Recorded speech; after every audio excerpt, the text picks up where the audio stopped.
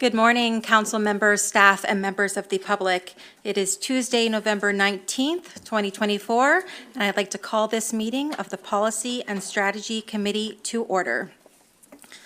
I would like to begin by acknowledging that we are in Mi'kma'ki, the traditional territory of the Mi'kmaq people.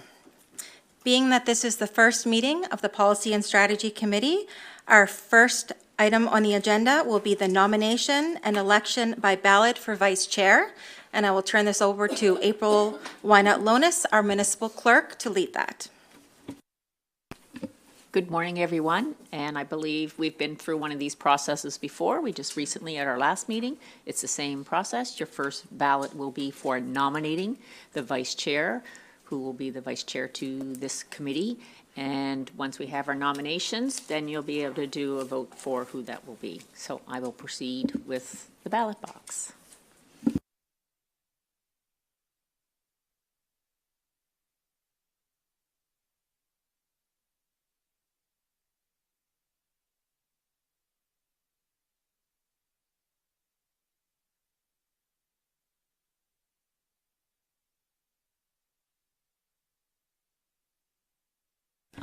While April is gathering the ballots, I'd also like to make note that we are trying to live stream our meetings. This is our first one, so bear with us as we work through this process, but the plan will be going forward to provide this live stream to our residents and anyone wishing to watch and follow along.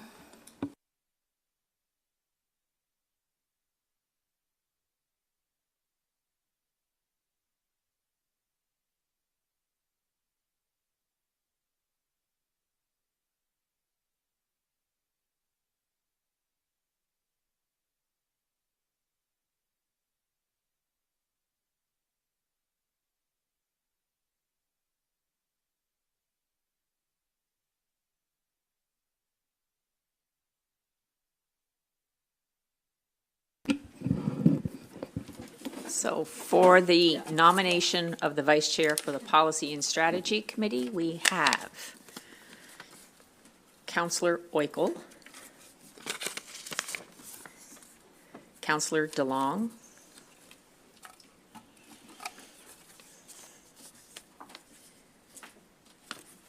Oikel. Oops, I already said that, didn't I?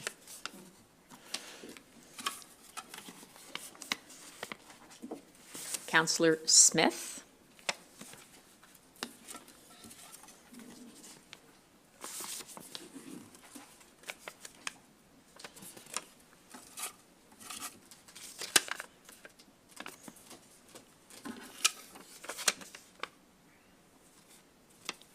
Councillor Burns. And that's it.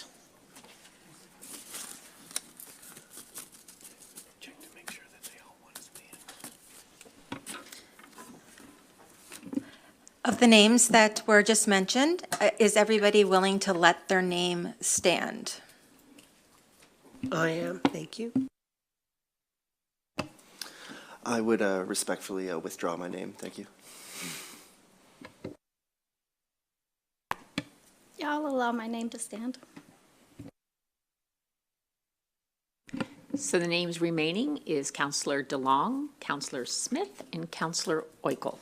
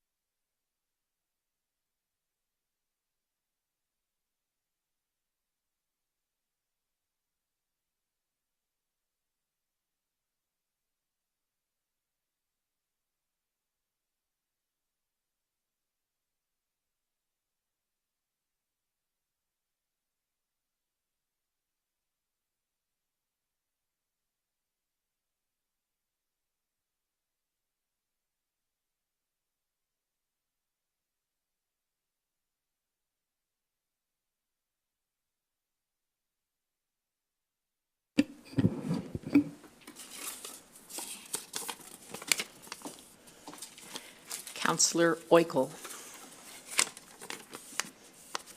Counselor DeLong. Oikel. Smith. Oikel.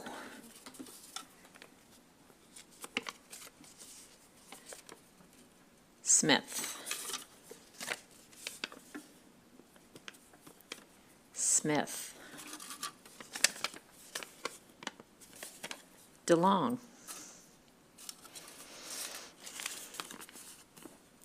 DeLong. There we go. Come on, let's do this in one round, right? Yeah. Counselor Oikel. Counselor Smith.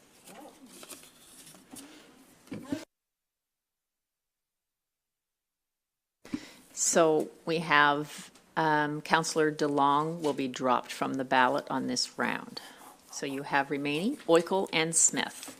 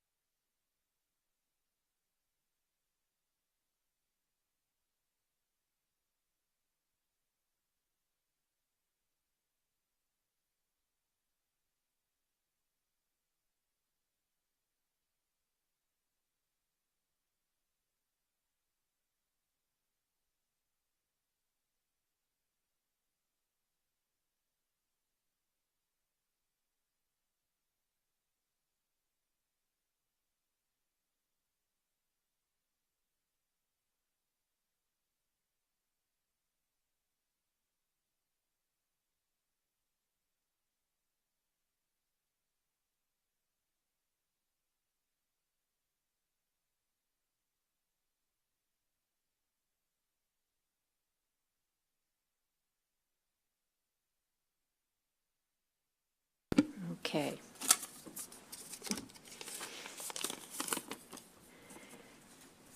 Counselor Smith. Counselor Oikel. Counselor Smith. Counselor Smith. Counselor Oikel. Counselor Smith.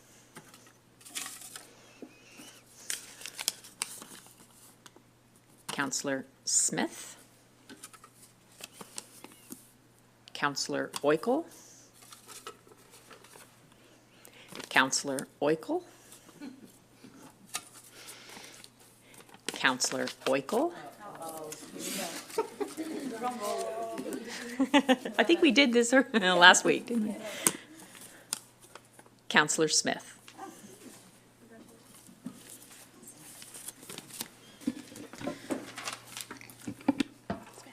Congratulations to Counselor Smith as your appointment to the Vice Chair of Policy and Strategy Committee. Could I get a motion now to destroy the ballots? Counselor Hubley, is there a seconder? Counselor Burns, all those in favor? Carried unanimously. Next on our agenda is announcements, acknowledgement, and recognition.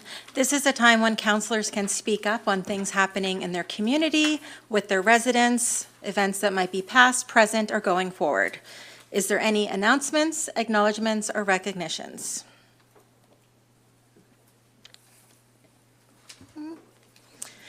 Hearing none, our next item is public input. Public input is one of several opportunities for the public to engage with council. Residents are welcome to use the public input portion of the meeting to share their thoughts with the council on municipal topics that are important to them. And being that, again, that this is our first official meeting, I'm just going to go over some of the things that we ask. We ask that all statements be respectful of other members of the public, staff, and council. Also, please note, council does not respond to public input on the day that it is provided. If you have any specific questions you would like answered, those can be emailed to your councillor or the mayor. Statements, questions related to the personnel can be emailed to the Chief Administrator Officer, Tom McEwen. There are 15 minutes allocated for public input today, which are shared between the speakers. Is there anybody here wishing to speak on public input today? Is there any members wishing to speak on public input today? Okay.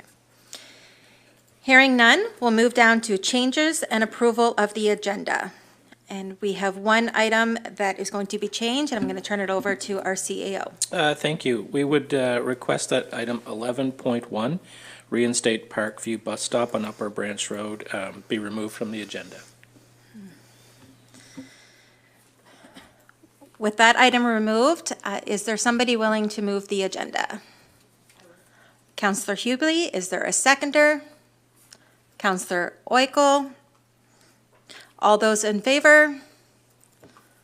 Opposed? Carried unanimously. Next is the approval of the minutes on September 17th, 2024. With this approval, I'd just like to remind everybody that everybody can vote to approve this agenda, even if you were not a sitting councillor at that time. So can I have an approval of the minutes from September 17th, 2024? Councillor Moore, is there a seconder? Councillor DeLong? All those in favor? Opposed? Motion carried unanimously.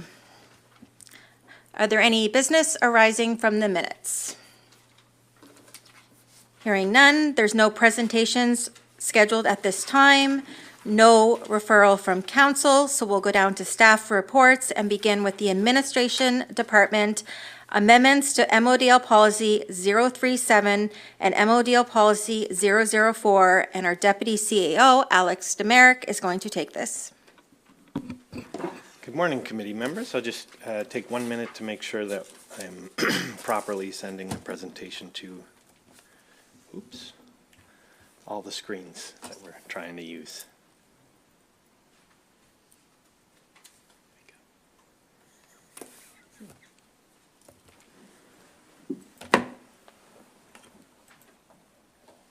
I have a question. When it's, Properly sending the presentation to, Oh,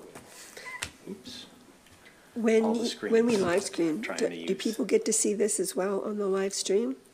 Yep.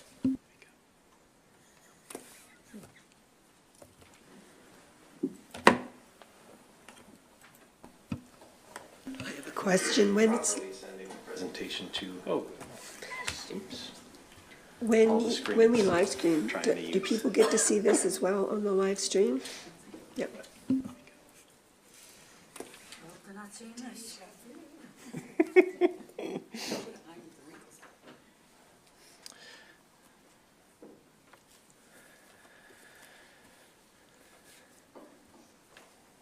Is the presentation displaying on the live stream, Jacob? Okay, great.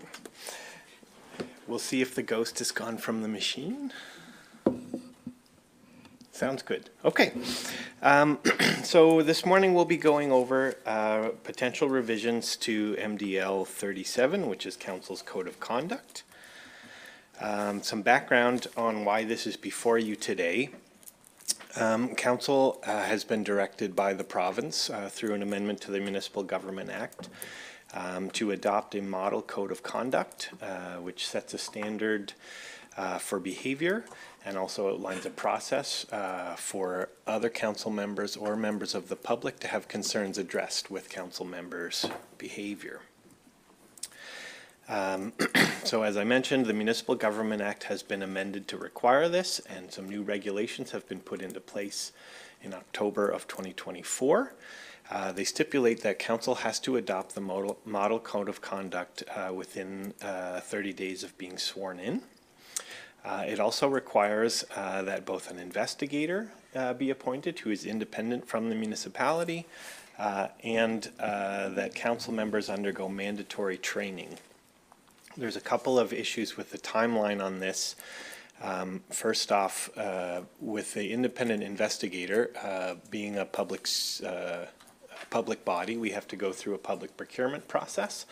And there is one being undertaken by the Association of Municipal Administrators. The request for quotations for qualified firms and individuals has been published, but it hasn't closed. So the province is aware that nobody will be in a position to actually have that appointed when they adopt the code of conduct. Additionally, the mandatory training hasn't been fully completed. So the intention with the regulations is that that mandatory training will be provided online and will include a testing component so that you can confirm understanding. That's not ready yet. So the province does have some information sessions coming up, which all council members are encouraged to attend. But again, the province is aware that municipalities won't be in a position to have that mandatory training complete at the time of adoption. So what I'd like to do this morning is go into some of the contents of the code, provide a little bit of analysis, and then open the floor for discussion before looking for motions from the committee to recommend to council for adoption. So moving on to the code itself. It contains some guiding principles. So these include the ones listed on your screen, focusing on collegiality and respect among council members, maintaining integrity and professionalism, operating as transparently as possible as provided within the Municipal Government Act, and being responsible to your duties as a council member. It then moves into a set of provisions based on different types of behavior.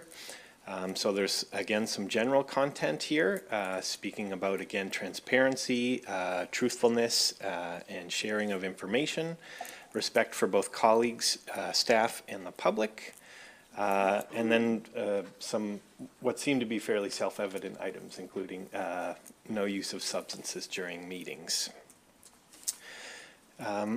Balancing the requirement for transparency where municipal governments do deal with confidential information.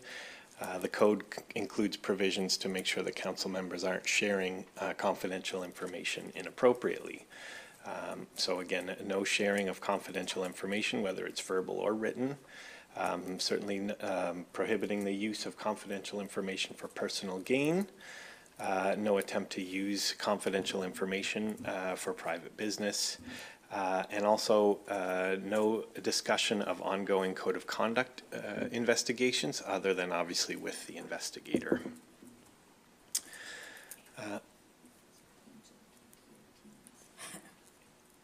In terms of gifts and benefits, it's prohibited for council members to receive gifts or benefits as a council member. There are some exceptions for this.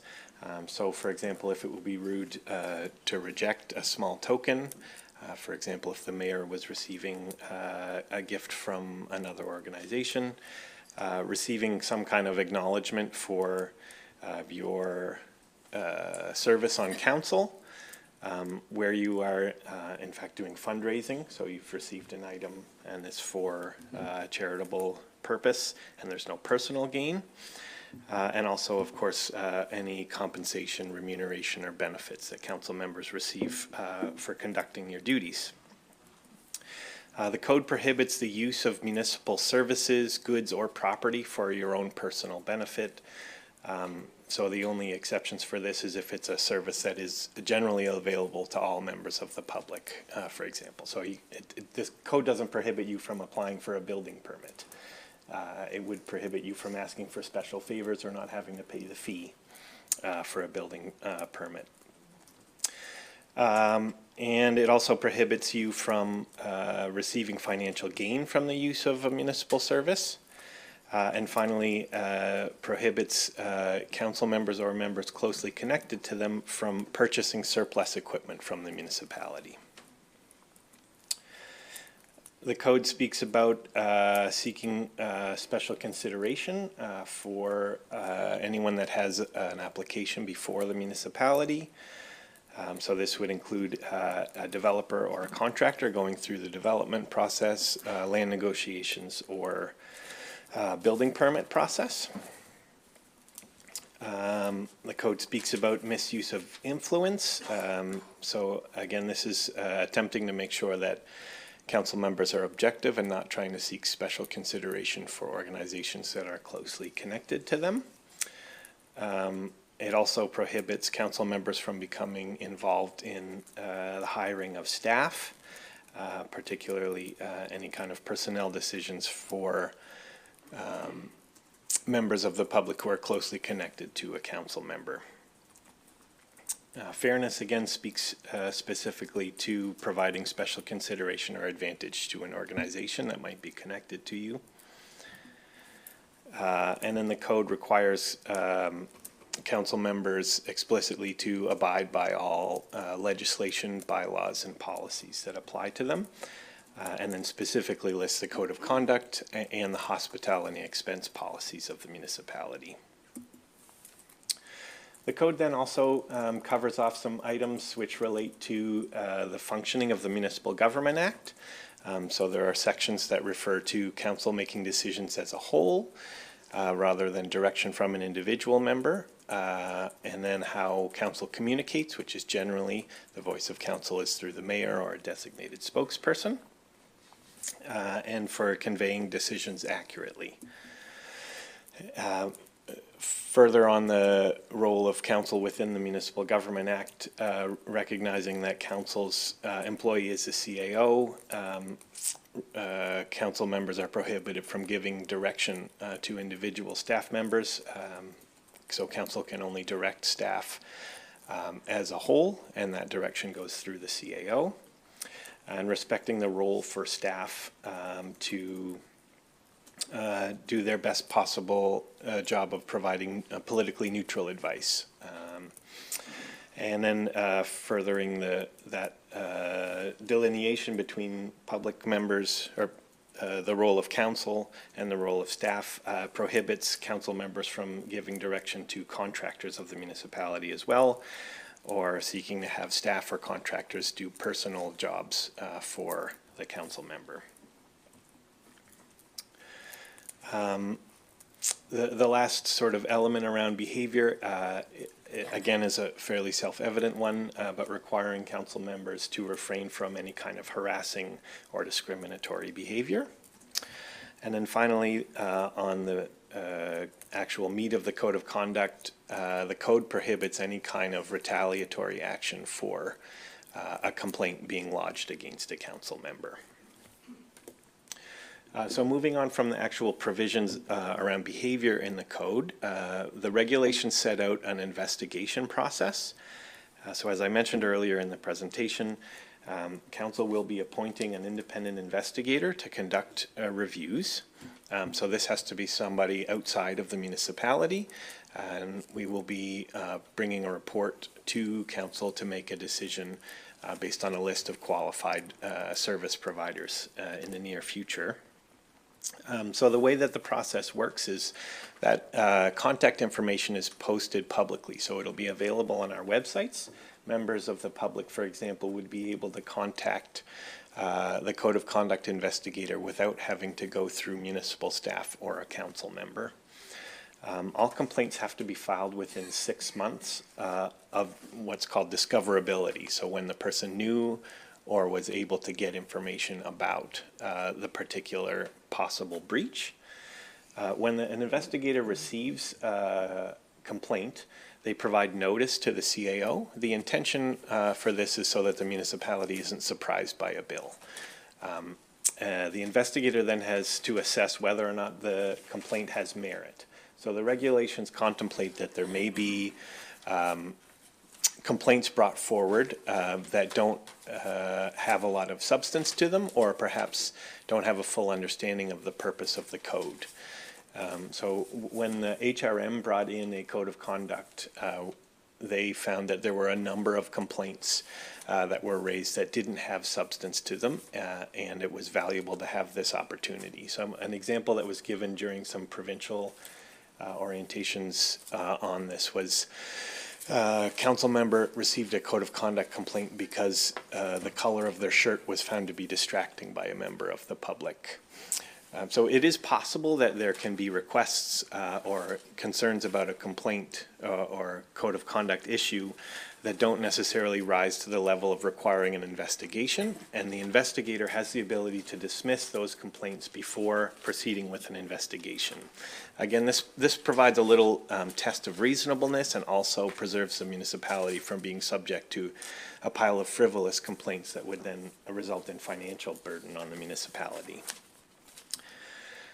So where the investigator determines that there is merit worthy of an investigation, a notification is then provided to all council members that there has been a complaint received and an investigation will be undertaken. So as much as possible, the investigation is taking place confidentially. So the investigator will make contact with the complainant as well as any relevant people that are involved in the complaint with every effort being made to protect the confidentiality of the complainant and the respondent. Within 6 months, the investigator will prepare a report, and that report will be provided to council. So the report has to contain a recommendation on whether or not there was a breach of the code and some explanation of why that is the case. The respondent to that complaint has the opportunity to review that and also provide a submission to council, providing some explanation for the situation directly to council members.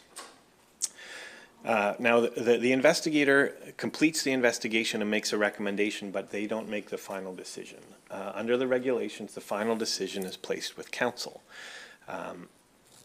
So at that point, council has to make a determination based on the report and any submission from the respondent, whether or not there was a violation of the code or whether they want to dismiss it and the matter is concluded.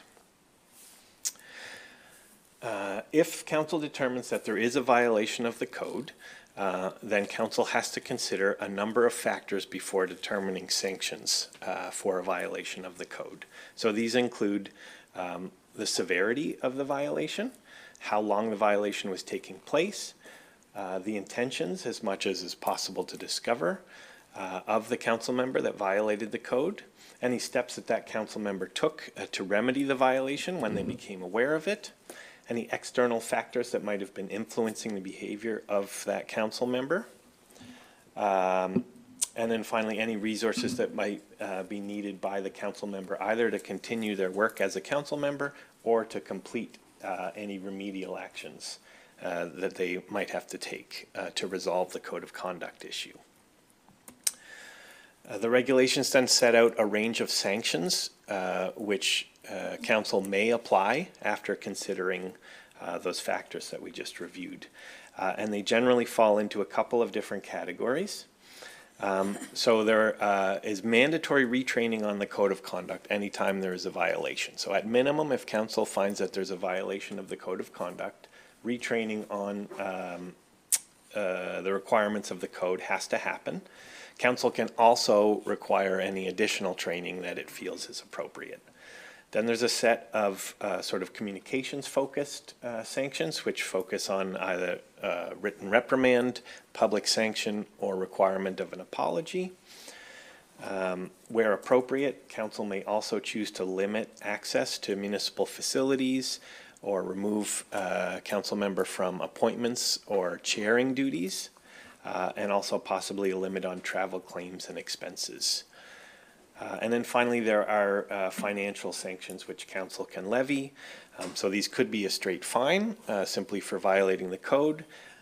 If there was a financial loss to the municipality or a financial gain to the council member for violating the code, then council could order repayment of the loss or payment to the municipality of the financial gain that was received.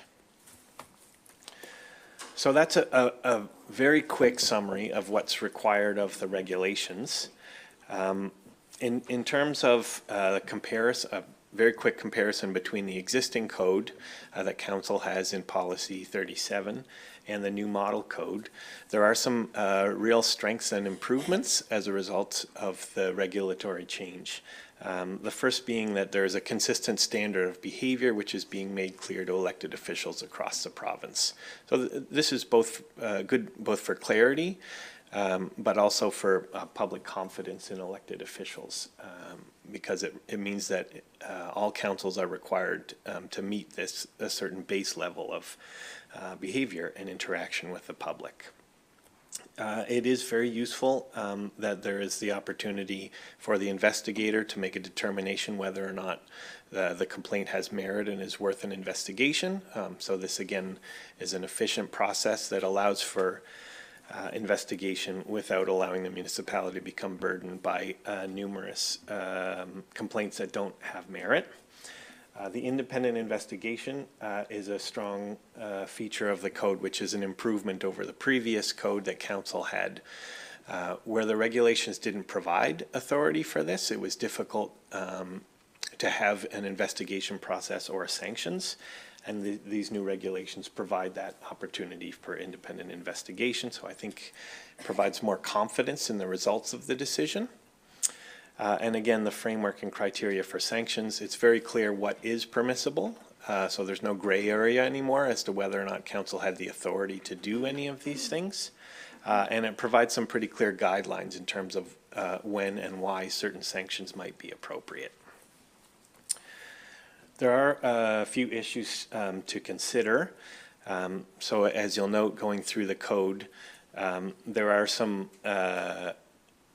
values which are baked into the code, and some of those values can in certain circumstances come into conflict. So there's a lot of talk about transparency in the code, and also a lot of talk about respect for confidentiality. This necessarily requires interpretation, and so a lot of this will come down to if someone lodges a complaint, the investigator determining which of these two different values takes primacy and how did the council member interpret their role in these. Similarly, the code talks about the need for open discussion, the right for council members to dissent from the majority, but also the need for collegiality and respect. And I think it's pretty easy to imagine circumstances where this could come into question about whether or not somebody is respectfully disagreeing or whether or not it was a disrespectful exchange.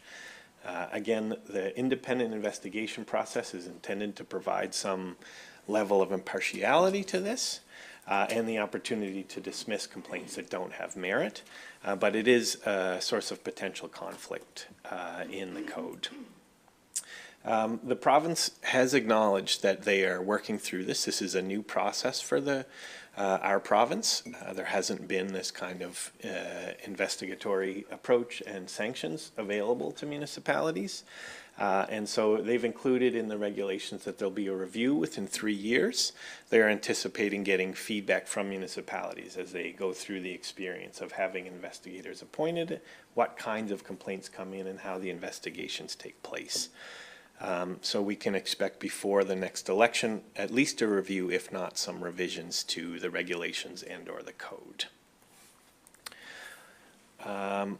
Finally, specific issue to MODL, your current code of conduct applies to council members. It also applies to committee or community members who are appointed to committees but aren't council members, and it applies to staff. The new model code of conduct doesn't do any of those things. It only applies to council members. So staff are recommending that you have the model code of conduct apply to committee members, and we've provided language to revise MDL policy 004, which addresses non-council appointees to committees. And so we're suggesting you simply add a clause to that policy, which will make appointments to committees, make appointees beholden to the code of conduct. Councillor Moore, you have a question? Does anywhere in this include members in the galley, public members in the galley? If there's public members in the galley, I should say, that are not respectful. No, the code of conduct, the previous code of conduct and this code of conduct don't apply to community members. However, council procedures, which is policy 001, applies to behavior within council chambers. So the chair of your committees and of council has authority to or has both authority and a responsibility to maintain decorum. Okay, thank you. Counselor Oikle. Thank you. My only concern when it is applied to non-council members on committees is the sanction, the sanction part. Of, you know, we do have a difficulty at times getting people to want to be on the committees.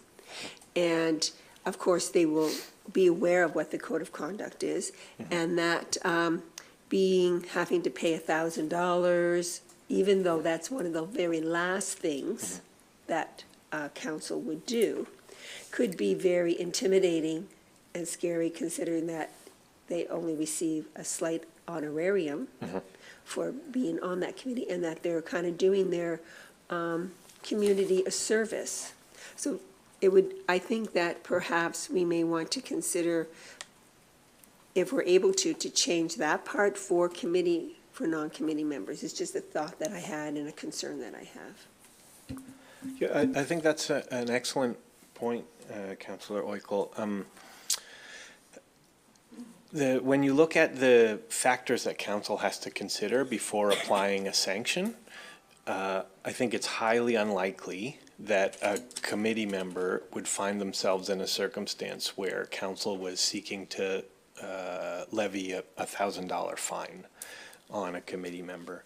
So because most, if not all, committees don't have decision-making authority, the types of code of conduct concerns that will be coming forward about a committee member would most likely be related to issues around respectful behavior.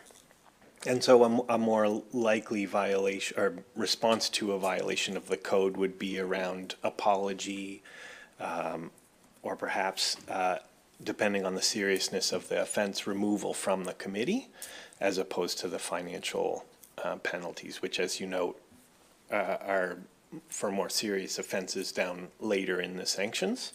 But I think something that we could do is make sure that that's included in our education to committee members, to make sure that they're not scared off from sitting on a committee for fear of an unreasonable financial sanction as a result of a legitimate disagreement. Thank you.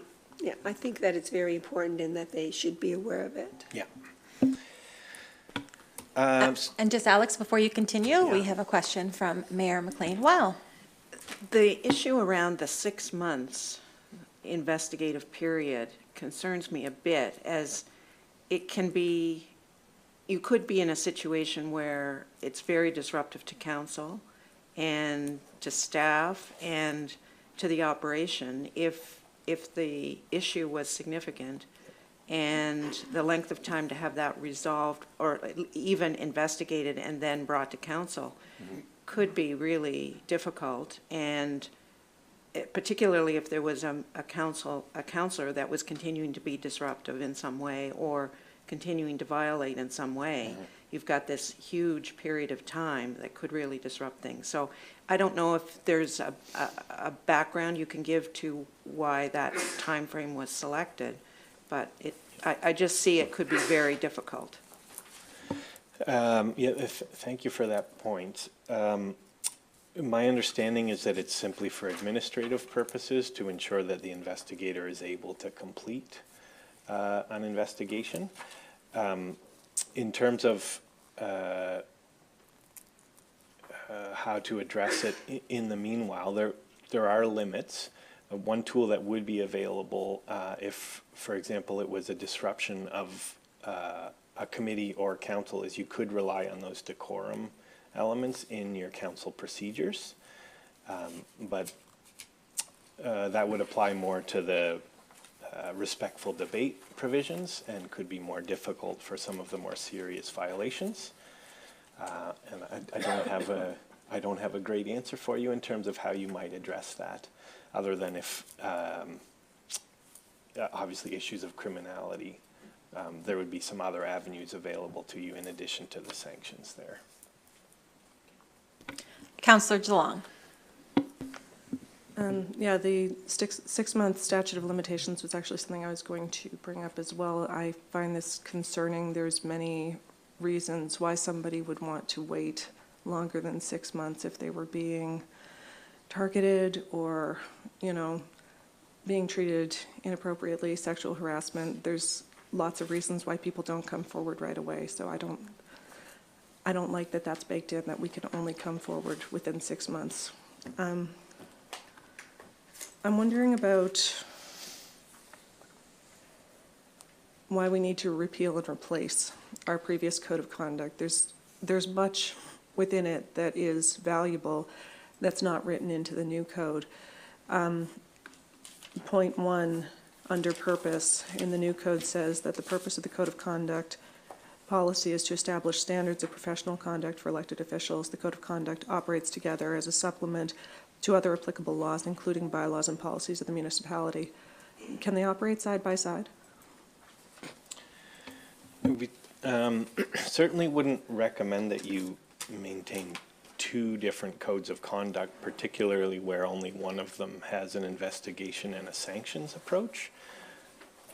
If there are elements of MDL 37 that council feels aren't covered by the new code, we can certainly explore if there's another policy that might handle them. The one that comes to mind is council procedures, if it's an item related to respect during council meetings and decorum.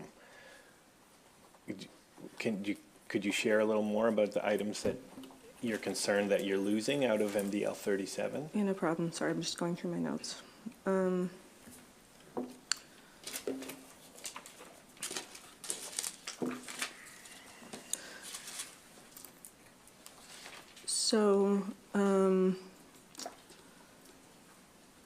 There's professional conduct standards, section 4. There's a lot of things about interaction with staff that I think we're losing in the new code. Council members shall be able to seek information from municipal staff without receiving authorization from the CAO. The new code doesn't have much language about how council and staff can interact.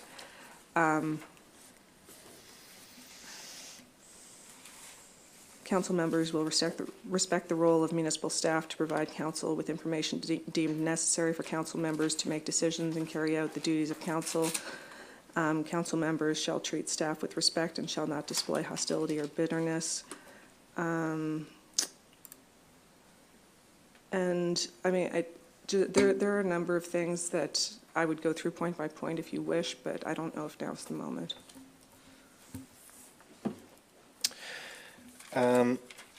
If you think that they would be better placed in other policies, like that's a discussion we can have at another time. I think it's fair for the committee, this is the point where you're looking at repealing the policy, and if there's items that you're concerned will be lost, I think that the committee should discuss that, and then we should determine if council wants to give direction to staff to further investigate how that might be incorporated. Given that we're under a timeline by the province, I don't know that we really want to tinker with it too much, but I was just wondering if we do need to repeal and replace, and it's your opinion that we don't want to run them side by side, so. Yes, you do need to get rid of the previous code of conduct to adopt a new one. And there is a timeline from the province to have the new code of conduct put in place. My opinion, though, is that the committee has all the time that you need to investigate the existing code to make sure that you don't lose pieces that you want to see somewhere in council policy. And again, I think now would be the best time to air those so that we could get an understanding of does the committee support the concerns that you have, and then we can get direction from the committee so that we can proceed with some analysis on that. If I may, I'll just intervene for a minute. If you could, if there's certain items in the new policy, if you could state the number so we could follow along as well of what you're reading, and then we can go. Yeah, sorry, We can go I'm through it. looking at the old policy, Okay. not the new one. Thank you. So, yeah, there's one here under section 6F. All recommendations, reports communicated to council shall be in writing and shall be brought to council through the CAO or applicable committee. I mean, not having that provision means that we can receive verbal reports without anything to look at. And when that happens, I feel like we make worse decisions. I really like that one.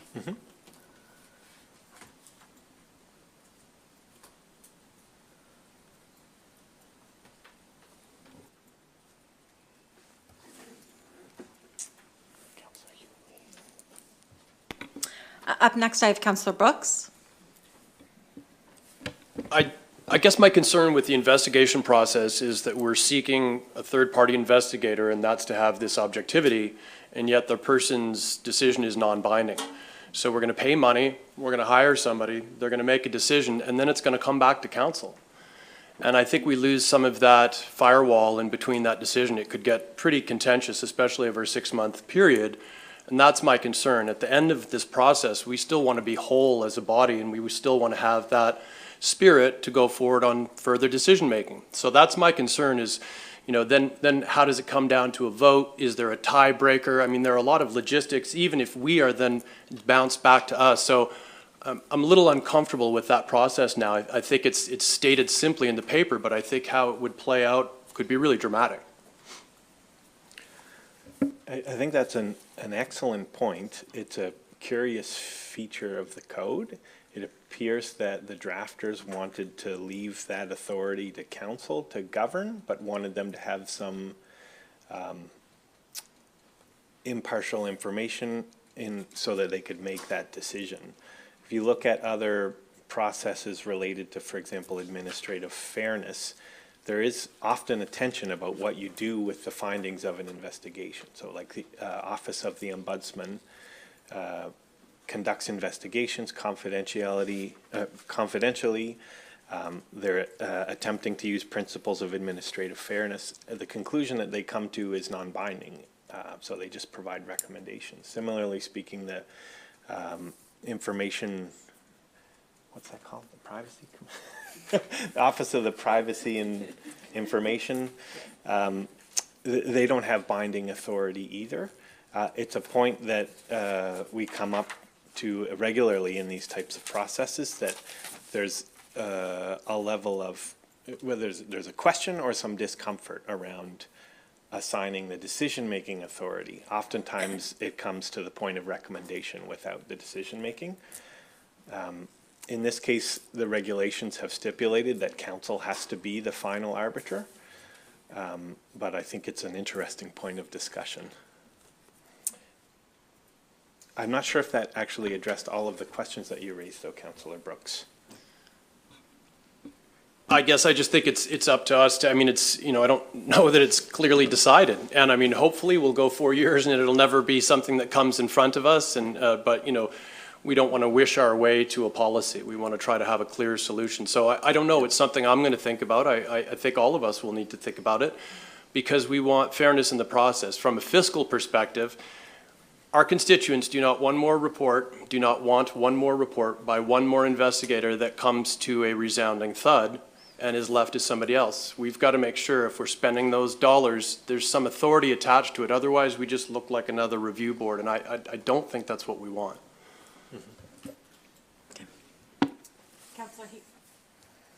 Councillor Hubely.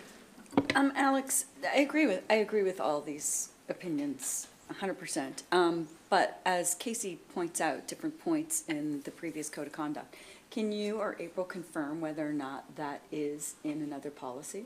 Like, as we go forward here, like, can you say, oh, that's in, do you understand what I'm asking? Yeah, so generally, the broad thrusts of the old code exist within the new code.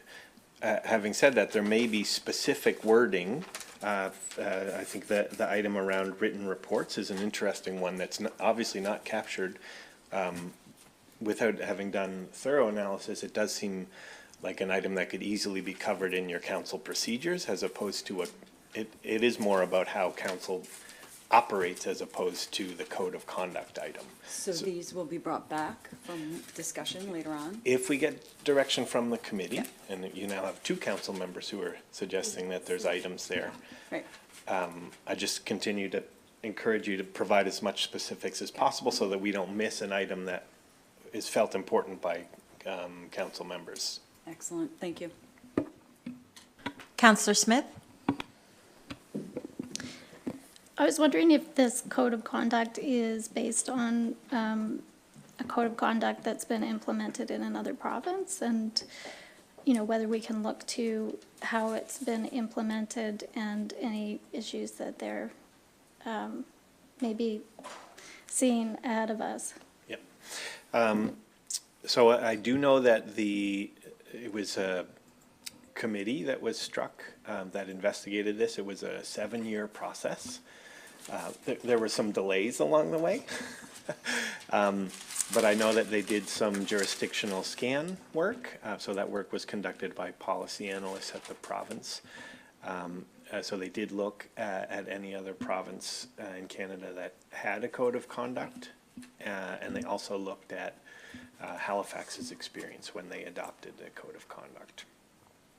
In terms of specifics, though, I don't have, I can't give you that analysis because I wasn't part of that review. Counselor Oikle? Thank you.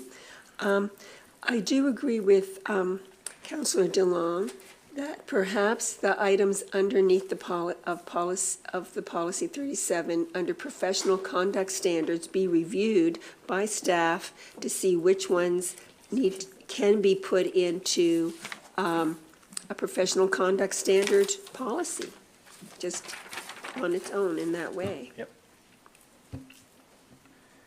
And how do we do that as a motion? Do we just do that as direction? A motion would be most appropriate because you're asking for additional policy work to happen, yep.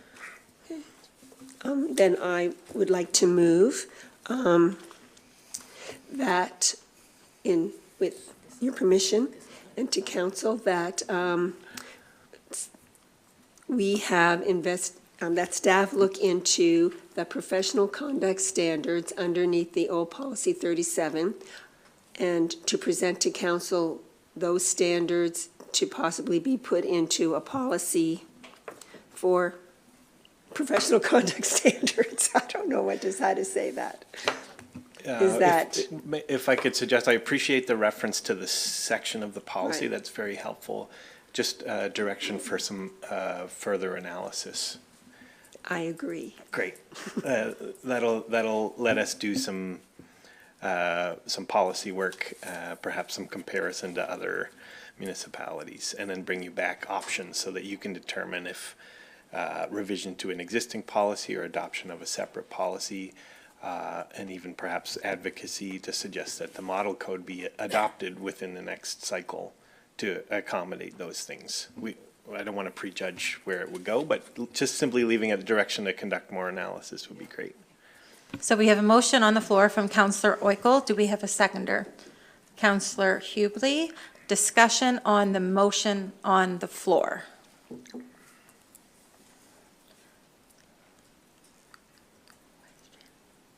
Hearing none. Question. Question's been called for. All those in favor? Opposed? Motion carried unanimously.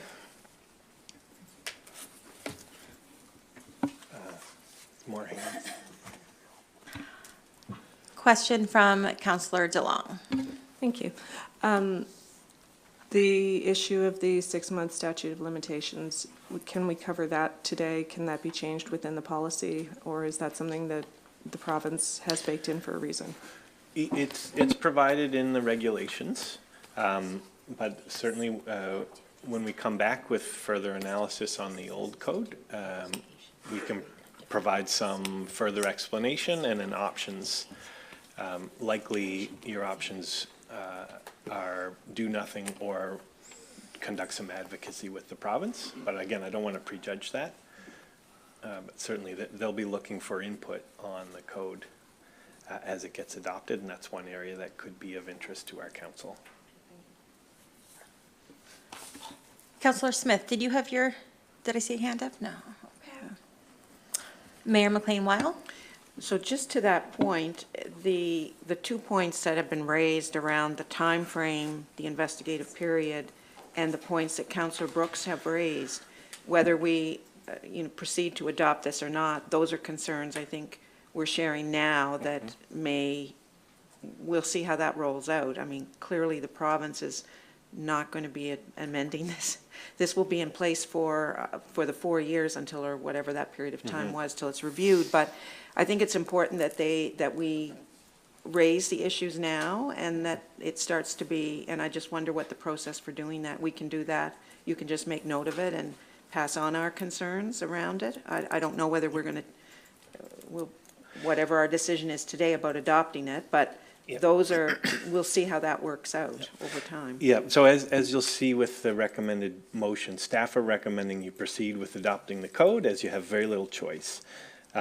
Given that you've already asked for further analysis, it'd be a very simple matter for us to pull together the comments that you've made this morning to provide some further analysis and then options for advocacy. The province has said at minimum they'll review it within 3 years. If a host of municipalities come through with concerns upon adoption, it's possible that they might speed up that review. So again, we can bring that back the next time we speak to you about the professional standards that were highlighted. Counselor Brooks? Alex, one of your slides here had a point about staff political neutrality. Can you track that down, please? Yes, yeah, sure.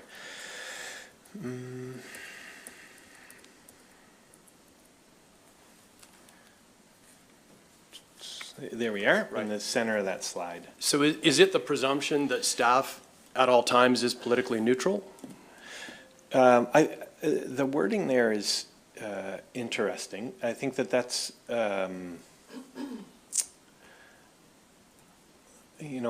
as you'll see as we get into some of our anti-racism and accessibility work, it's not possible for humans to be unbiased. Staff are expected to do their very best to understand what their own biases are and provide the best possible professional advice that they can. We're humans, and we are, because we're humans, we make mistakes. But certainly I know that amongst our staff group, when we're bringing forward policy work, we do a couple of things, for example, working in groups so that it's not one individual bringing that information forward to try and identify and remove as much of that bias as possible. And I guess the other comment around politically neutral is that politically neutral is element of our work that we try to do, but that's in response to direction from council. So it's politically neutral advice until council gives direction. Council gives direction, and that's necessarily a political decision, and then it's staff's job to implement that direction, which is inherently a political thing. So here at MODL, we focus as much as possible on giving high quality professional advice, identifying what our biases are before we bring it to council, and doing what we can to mitigate those biases. I'm not sure if that answers your question, though.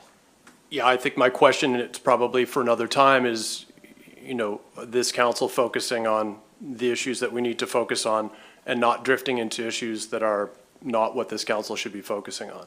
So it's a concern of mine, and we can raise that, we can get into it at a different time, but I just wanted to know as it related to that. Thanks. Yes, yeah. Well, we would strongly encourage council to have those discussions at your committees and at council, and our duty as staff members is to be responsive to that direction of council.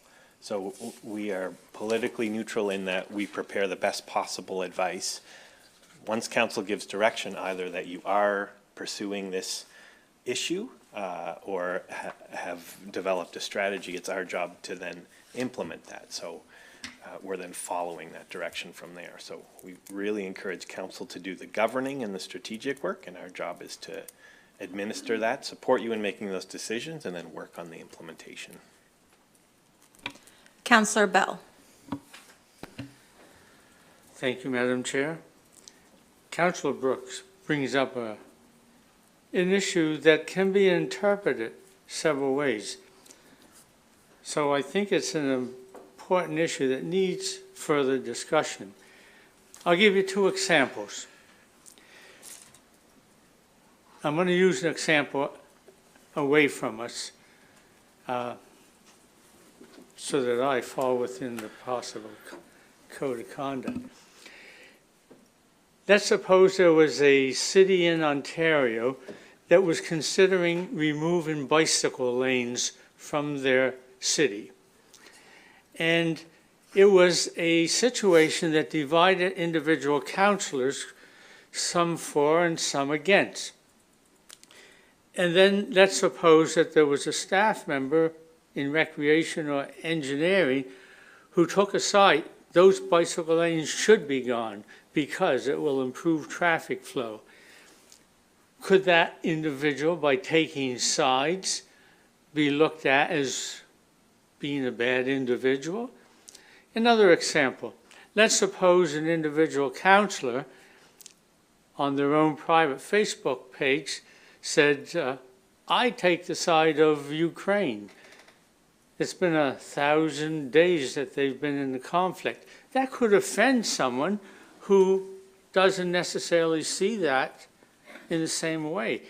Like, I'm not sure how much of a muzzle this is putting on individual elected people or those who serve within municipalities. So I do think I would like further clarification on this. Maybe I'm taking it to the extreme, but I have seen over the last couple of years, people seem to thrive on extremes. So that was my comments I wanted to make. Thank you. Alex, I don't have any more speakers at this time, so if you would like to continue with your presentation, and we'll take questions along the way if those arise. Excellent. So we're actually very close to the end. The last item about applicability, the new model code doesn't contain provisions for staff. We see that there's some excellent items that were in MDL 37 and that are in the model code, which do apply to staff behavior. And so we have begun the process of creating an operational procedure which will ensure that the behavioral elements that apply to staff are included and are required. The investigation and the sanctions part were created for elected officials because you're in this special employee, not employee zone of the Municipal Government Act. They aren't relevant to staff because we have personnel policy which governs reviewing complaints and performance management, and then consequences where performance is inadequate.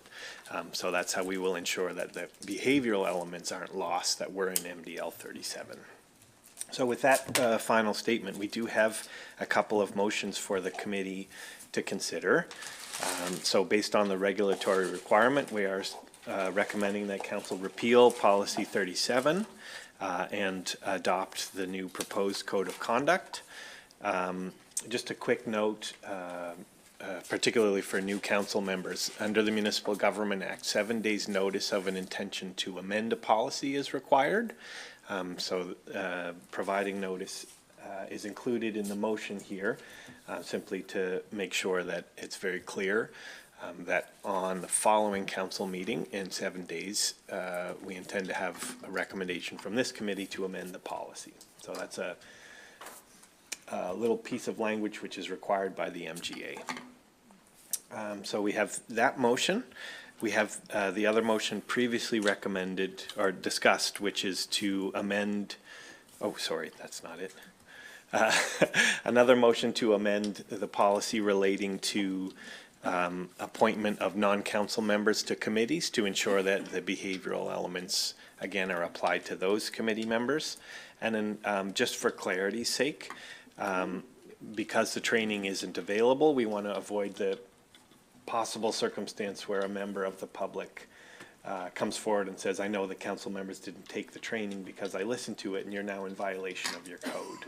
So we're just recommending this motion, which will make it clear that as soon as the training is available, council will complete that training. Thank you, Alex. That provided some clarity for new counselors and lots of discussion with some recommendations on how to bridge that gap. So we have 3 motions to present on this. The first motion, Councillor Bell, would you be prepared to bring that forward? Thank you. To the chair and members of the Policy and Strategy Committee, I move that the Policy Strategy Committee recommends to Council that Municipal Council repeal Policy 037, respecting a code of conduct, and replace it with new policy 037, Code of Conduct for Elected Officials, and further give 7 days' notice of Council's intention to adopt the new policy at the November 26, 2024 Council meeting. I so move. Do we have a seconder on that motion? Councillor DeLong. Discussion on the motion. Question has been called for. All those in favor? Opposed? Motion has been carried unanimously. I have just something. I don't know, I don't know if it's a point of order or not, but in our training at Municipal Affairs, we did not need to ask if there's a question. If you ask a question, according to Robert's Rules of Order, then you have to do a whole motion about the question, because the question means we are now closing discussion. And if the discussion is obviously closed, we do not have to ask for the question. I just want to, that's one little step that we can avoid. I'm just saying. You're throwing me off. My first time in the chair. I'm sorry, Chastity. Yeah, I'm gonna let our CEO. So address just that. maybe by way of caution, what Chris McNeil was reviewing at new council orientation was Robert's Rules of Order. We actually have proceedings under Policy 1 that trump Robert's Rules of Order. It's only where our proceedings are silent do we adopt Robert's Rules. So your first place to look is our procedures, and then only if you don't see what you're looking for would you go to Robert's Rules. So what Chris teaches is Robert's Rules of Order as if you did not have a council proceeding policy. So there is a difference that we have to keep in mind because our proceedings trump Robert's Rules. May I continue? Do we have that particular rule in our proceedings, or can we apply that rule? No, our council procedures don't apply, they don't mention calling for question. And so in that particular case, yes, Robert's rules apply. Sorry, actually we do. We do? Yeah. Oh my gosh. Yeah, under 10, a motion to call for the question, 10.1D. So we do have a motion to call the question in our proceedings. If it's not broken, don't need it. We're just checking with our municipal clerk here to provide some direction on that. Just bear with us for a second.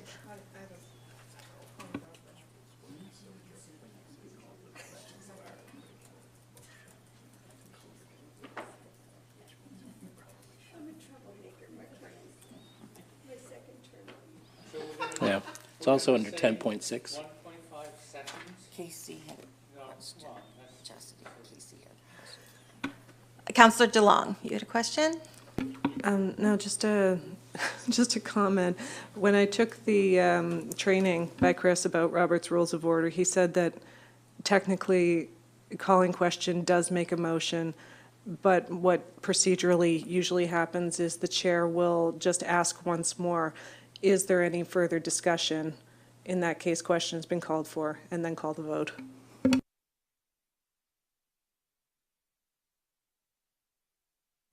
Yeah, maybe we just set that one aside. I think it's clear that folks are content with the level of discussion on this particular issue, and we can provide you some clarity on that later. But great that people are paying attention during Chris's presentation. Sorry.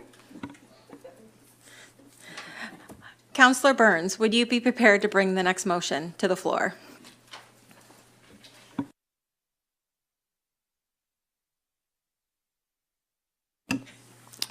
To the Chair and the members of the Policy and Strategy Committee, I move that the Policy and Strategy Committee recommends to Council that councillors will complete mandatory training on the Code of Conduct within 30 days of the province providing the training, notwithstanding Section 21, subsection 1 of Policy 037, Code of Conduct for elected officials.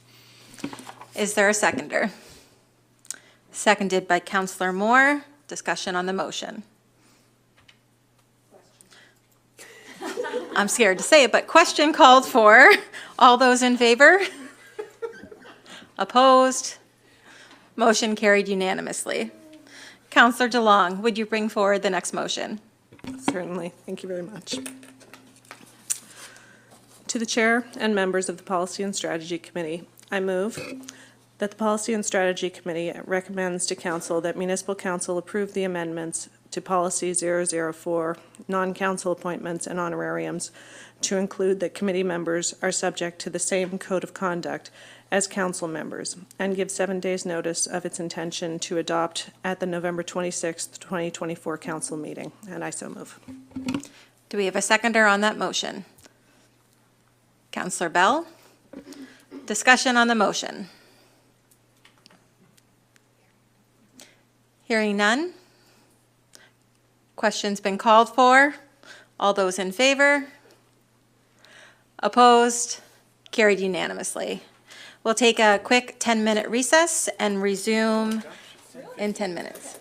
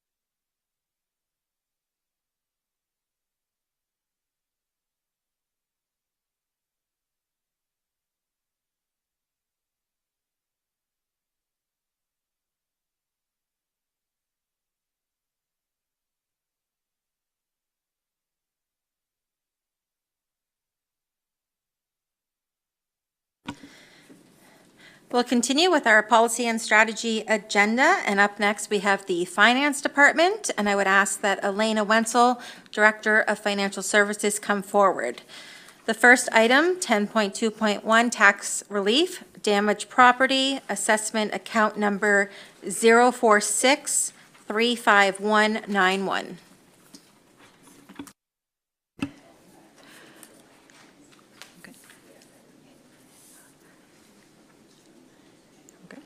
Yes, thank you, Madam Chair. So I have a report, actually two tax relief damaged properties to bring to you, but this current one is assessment number 0463, 5191, my apologies. So Municipal Council does have a policy number 12, that talks about tax exemption and reductions, and that's part of the MGA, where council by policy may provide for the reduction of a property's assessment based on damage, maybe fire or another natural disaster. So you have your own policy that discusses that. In the policy, what happens is the homeowner makes application, usually through, if it's a fire, it would be like the fire chief would confirm that there was damage. We would contact the assessment office. So PVSC would go and look at the property and make a determination on whether or not there has been damage and whether or not the assessment should be reduced. So when they give us back that information, then we do a calculation based on the time of the fire or the event. So it's usually a mid-year thing, because the assessments every year on December 1st properties are assessed on December 1st for the next fiscal. So if the fire happens between that date, for the time that the roll came on, then we could make an adjustment to their taxes for that tax year. So sometimes those applications are delayed. So the first one, or the second one we have, you see 2 tax years in that calculation. So in your own policy, if the damage is large enough that makes a tax reduction of over $500, I have to bring that to council. So we have two properties here before you, and the first one is looking for tax relief in the amount of $734.21.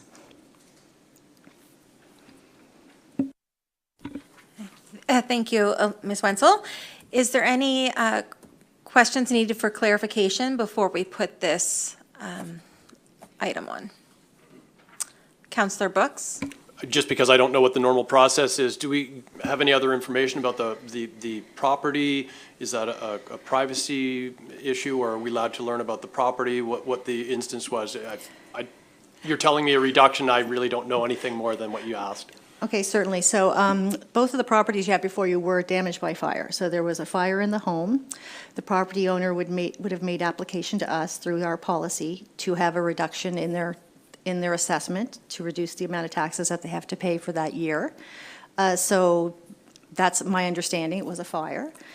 So the assessment office goes out. We tell them, there was a fire at this property. So they go out and they decide what the new assessed value of the property is. So it's not like we don't make that decision. They come back and they say, this property was, for this first one, their tax billing was $2,900, the reassessment went down to $2,100. So we actually got a change in assessed value based on the date of the fire. So I didn't bring you the exact details of when that fire happened or anything like that. I think, perhaps that is more than maybe could be made public. Certainly it is public because they did make application through a council policy. I don't have those details. If you're looking for them, certainly we can give them to you. But there's nothing in the MJ that says that council has to make a decision on every reduction in this policy because it's your policy. So your policy was changed a few years ago to say if the reduction is more than $500, please bring that to council. So we've given reductions to other property owners. As long as under 500, we could do that and not have to wait and bring it for council approval. And so that just means that the assessor, has seen it and signed off on it and everything? Oh, of course, yeah. We get actually a report from the assessment office that says on this date, this is how much the assessment or the taxable assessment now is. So we do a calculation. Thank you for clarifying for me. Not a problem. Thanks. Yeah. Counselor DeLong. Yeah, I'm glad that council has this policy. It demonstrates sympathy towards residents who need it. I'm wondering if we should look at the threshold for $500 because, as with inflation, everything is going up. Do you feel that that $500 is still an appropriate threshold? Well, the threshold is only for me to bring this to council. So, you know, whatever the amount is, like, for example, this tax relief is $734, right? So that was based on the calculation that we received. We would take, you know, difference in assessment, multiply it by the tax rate, by the number of days in the fiscal. So, you know, this is certainly up to council. If you want to see every tax reduction based on fire, we could change the policy. Or if you just want us to, you know, just automatically do it as soon as we get the information from the assessment office and not bring it to committee or council for approval, we could do that too. I think when this policy was changed in 2017, the thought of council was that they wanted to have the power to make that decision. Like, the policy itself does say that council, I can read that part. It says, council, by way of motion at their discretion, may provide for a reduction in taxes payable on the destroyed buildings. So this policy was written that council would always make that decision, and then we put a caveat in it, unless it's less than 500, then the treasurer can make that decision. Those two lines don't really need to be in this policy, not per the act, but it was something when council made the policy that they wanted. I'm perfectly happy to do whatever council would like in these situations. My thinking is that this is an added layer that, you know, these are people who are trying to recover after a fire. Their names are in this motion. Is this really something that needs to come before council? I'm wondering if the threshold should be a higher number rather than $500. But maybe that's not a discussion for today. Maybe that's a policy discussion. I think it certainly could be a policy discussion through to Madam Chair, that if you want staff to look into that further and look at other policies and other jurisdictions and things like that, we could certainly come back and make a recommendation. Councillor Bell. Thank you, Madam Chair. I think in the discussions when this was discussed before, we wanted $500 so that with ease, the treasurer could do this without getting involved in a lot of paperwork. When it went over that, we did that to come here for transparency, because people said that, or thought there was amounts being approved for over $500 that no one knew about. So you can't have it both ways. Do you want to be transparent with the public, or do you want to keep everything in secrecy? So that's the history file. Thank you for providing that. Mayor McLean-Weil. So I shared Councillor DeLong's question about the threshold that comes to council, mostly because to me it appeared to be a small amount of for us to spend time on that. I get Councillor Bell's issue around transparency, but I do have a motion that I can bring forward when we get through this that maybe would ask staff to look at this and see what might be an appropriate change in the policy to reflect the fact that $500 may not be the right threshold and there may be other related issues, and I'm prepared to bring that motion forward after we deal with these issues. It looks like we have one other speaker, Councillor Brooks, and then we'll come back to that. Thank you, Madam motion. Chair. My question is, you know, I think, yes, we could explore this just for efficiency's sake. I think for transparency, that's also super important, Councillor Bell. When these happen, what other documents do these live in? Where are these reductions published or printed so that the public would be aware if we weren't doing this right now? I would say that you would not see them publicly at all. No, like, you know, if someone asked for it, we would release it. That would be just the normal recourse or a routine access. But I know in my experience with this policy over the last 8, 9 years here, I've known of cases where people, have had a fire, continued to pay their taxes, and didn't even know the policy existed. So if, it's a hard one, isn't it? Because you want people to know that it exists, because you certainly want to be, empathetic to their situation and charge taxes on proper assessed values. But I would say there's no public document that says these properties were destroyed by fire or other natural disaster perhaps, and these are the reductions that were made in that fiscal year. Because you have to remember that every December, the rolls the assessment office does a new roll. So you have the chance to appeal your assessment at that point in time. So if your house was destroyed, you could say, oh, no, I'm appealing my assessment because, my house isn't no longer standing or it's been damaged, come out and reassess me. And they would do that. So this policy is just for that interim period between December and December where, the new roll is on, something happened, and they're looking for a reduction, immediate reduction in their taxes. That's helpful.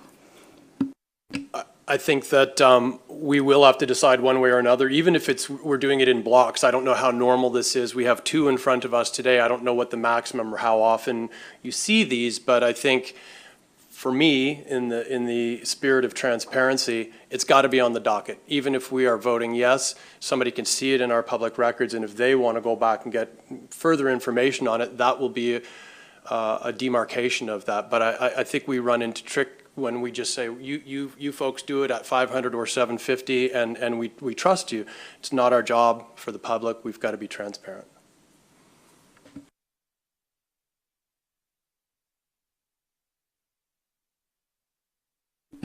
Did you want me to? I'm just going to go back to Mayor McLean-Weil, because you had mentioned a review, which would be needed before any decision could be made, where it's in policy, if you still wish to put that on the table or hold it at this time. Well, no, I think we deal with the motions that we're going to deal with, and then after that, I can propose this, and we can decide from there whether we want this to go forward or not.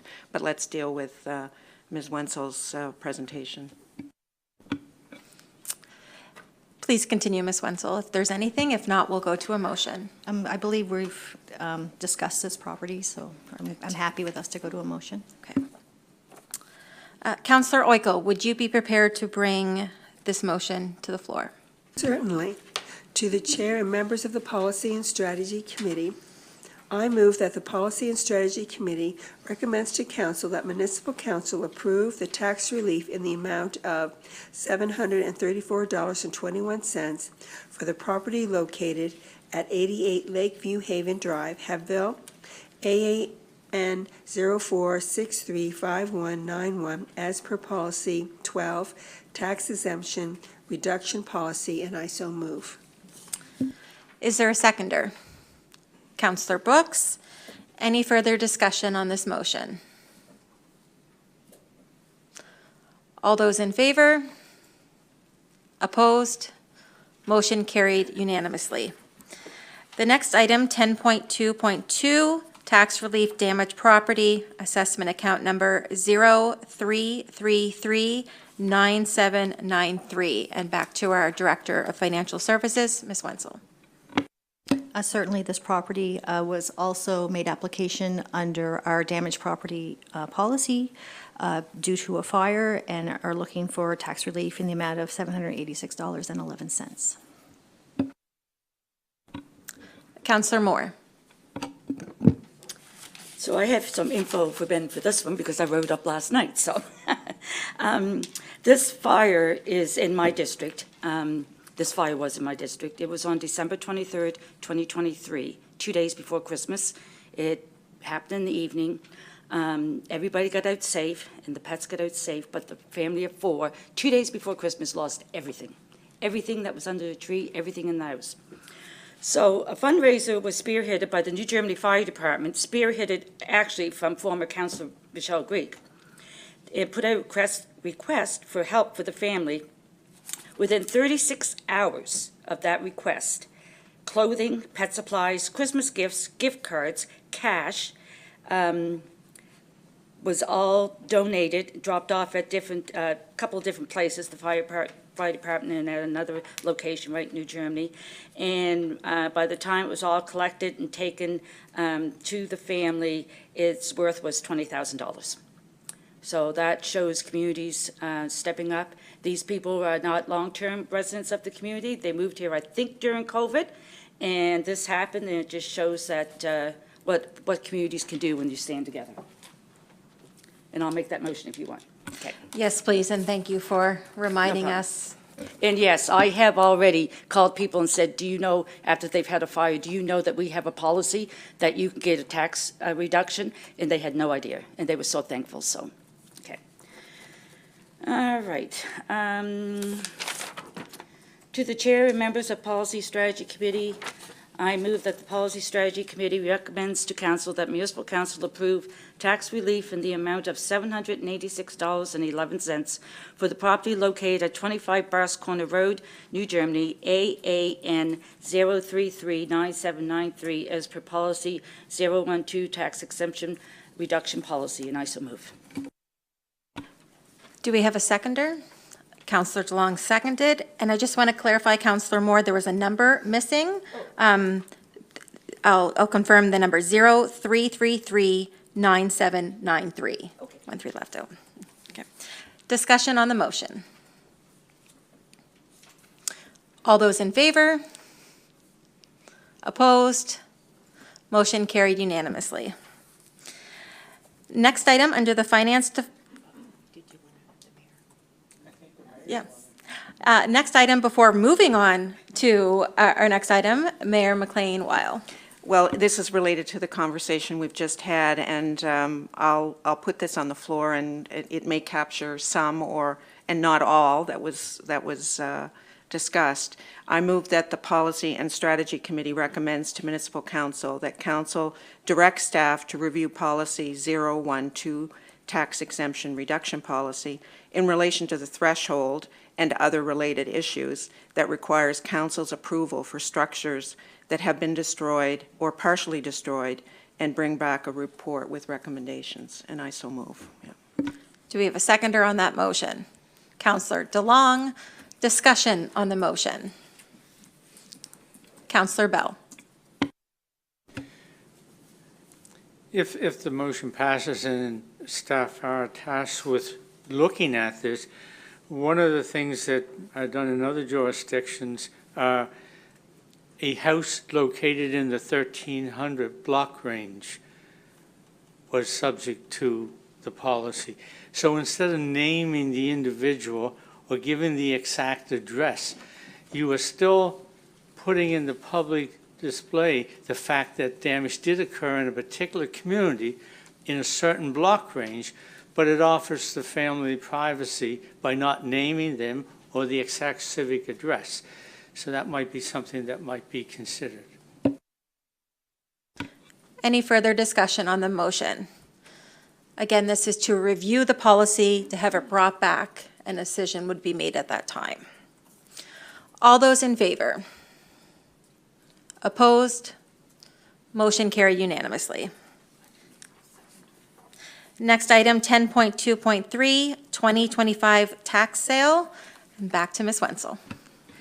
Thank you, Madam Chair. So I guess this is definitely a new one for some of the new councilors. The returning councilors would have some idea of how this has ended up at the table. So the annual tax sale we hold every year, it's the first Monday in March, so this year it will be coming up on March the 3rd, 2025. Prior to the COVID pandemic, we held public auction, but for the past 4 years, we've done it by tender. So, you know, our annual tax sale by auction was always very well attended, you know, up to 100 people easily. We always needed security, so we would invite the RCMP to come attend that for us after some times back and forth with them, but certainly, you know, they would come because tax sales, as you can imagine, can be quite onerous for the property owners sometimes if they know their property's going on the docket. So we did have some discussion with some other municipal units. Some have continued back with public auction, and some actually have gone and stayed with tender because of the safety of the staff. But because we have been successful with the tender process, all the properties have been bid on. There certainly was a variety of people who bid, local people, people from away or not in the district. So it's been successful, and we would like to continue to do that. So that is, one thing that we are hoping council would approve today. However, council certainly has the opportunity to say, no, we want to go back to a public auction or even defer the tax sale. We've never deferred a tax sale. We work really hard to collect our overdue accounts, and the tax sale is a last resort. So it would be administrative burden to start deferring now since expenses have already gone on the properties. I realized after I wrote the report that perhaps I didn't give you a lot of detail on how tax sales work. So I do have some verbal information, if it pleases council, to give you some more information on that. So we don't have a tax sale policy. We follow the MGA. The MGA has a very, very descriptive procedure on how tax sales work. So we mail a preliminary notice to the property owner in July. So in the act, it says you have to mail this notice to the address you have on file. Once we mail that notice, the legal process has started, and the owner must pay the entire amount owing. Now, we give them lots of notice before that happens, and I'm going to get into that in a minute on what we do over and above. But if payment's not made within that required timeline, then the properties are sent to our solicitor for title searches, and that cost is added to the property tax account. Then we mail a property tax final notice, which is sent in registered mail early in November, and that gives taxpayers another 60 days to pay their taxes. That tax sale notice also goes to any interest holders, so if someone has a lien on the property, like a mortgage company, they would get a copy of that too.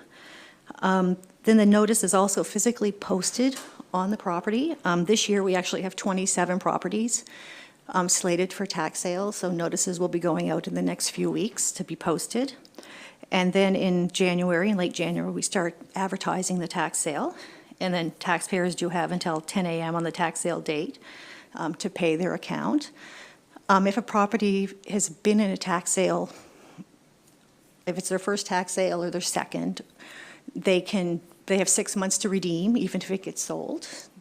However, it's been in 3 prior tax sales, and there's no right of redemption. So that's something else to keep in mind. So some of the things that we do over and above the legislation to help our taxpayers avoid the tax sale is we do make sure that we nail statements. So after every billing, about a month after, we mail out statements letting people know their bill hasn't been paid. We also mail specific letters to the 2-year and 3-year overdue accounts, and those are mailed out in January. And we advise them that, this is the tax sale process. If you don't get your taxes paid, you could be subject, to that. And in the 3-year letter, if they get that 3rd year paid off, that 3rd overdue year plus any interest, then they're not subject to tax sale. So they wouldn't go on the list in July. So also, after the letters go out in late January, early February, our staff try to contact every taxpayer on that 3-year list. So years ago, we used to use Canada 411, trying to find a phone number. More recently, we're starting to use social media just to find an email address and to say, oh, if you are this person at this property, please contact our tax office. We try to keep it very high level because we don't know if we're catching the right person. But we work really hard to try to find them.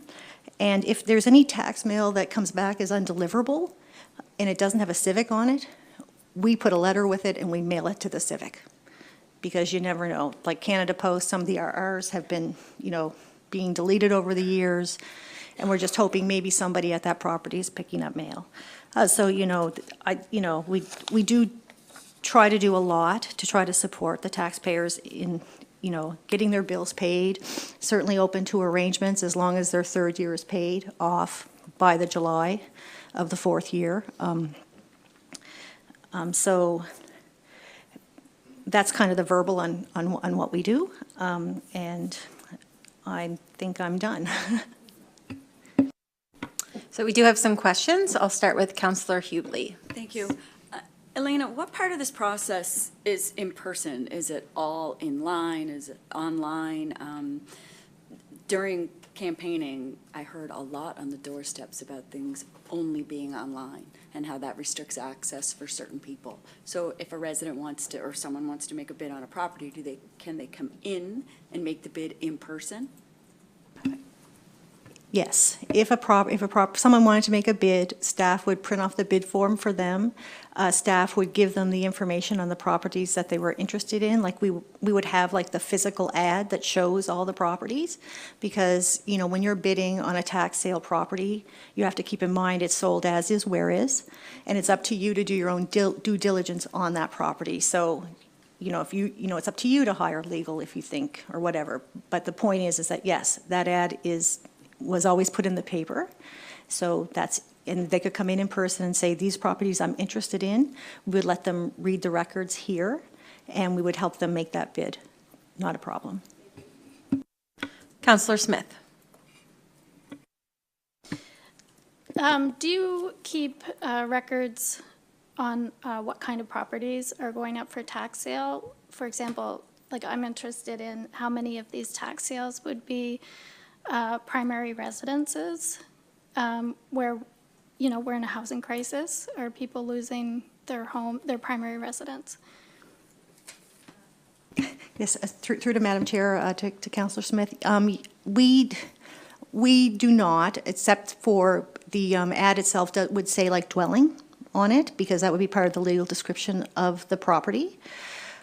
So we have had primary residences in tax sales before, that's for sure. So